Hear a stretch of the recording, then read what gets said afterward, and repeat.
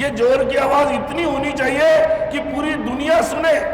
दुनिया में अगर कोई ऐसी शक्ति है जो इस अराजक को अप्रत्यक्ष रूप से सपोर्ट कर रही है तो वो भी समझ जाए, और जो लोग शांत बैठे हैं वो लोग भी जग जाए कि भाई दुनिया में, भारत के पड़ोस में ऐसी शक्ति नहीं रह सकती। और इसलिए ये मुद्दा हमारे लिए बहुत महत्वपूर्ण है।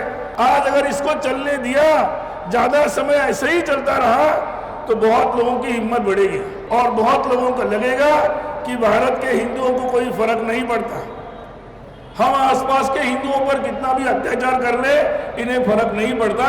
मुझे लगता है कोई माफ करे न करे, हमारी आने वाली पीढ़ियां हमें माफ नहीं करेगी।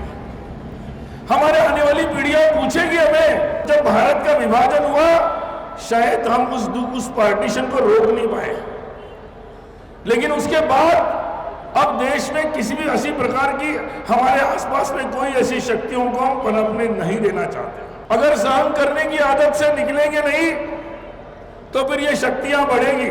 इसलिए इस बात को पूरी तरह समझना आवश्यक है। एक तरीके से ये हम लोगों के लिए, इस जनरेशन के लिए, हमारी इस पीढ़ी के लिए, इस समय के लिए, इस मोड़ पर हमारे लिए एक महत्वपूर्ण एक चैलेंज, एक चुनौती हमारे लिए आई है। और इस चुनौती को हम लोगों को स्वीकार करना जरूरी है कि हम लोगों का संघर्ष एक रैली तक सीमित नहीं रहेगा।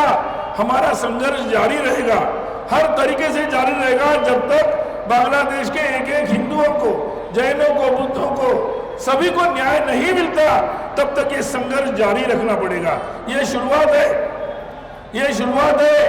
और मैं आप लोगों से कहना चाहता हूं कि हम लोगों को इसके लिए संकल्प करना चाहिए कि हाँ, हम तैयार है कि दुनिया में कहीं भी अगर हिंदुओं पर इस प्रकार के अत्याचार का कोई सोचता भी है तो भारत का हिंदू उसके विरोध में खड़ा है, उसकी आवाज बुलंद है, वो एक है, वो एक साथ है।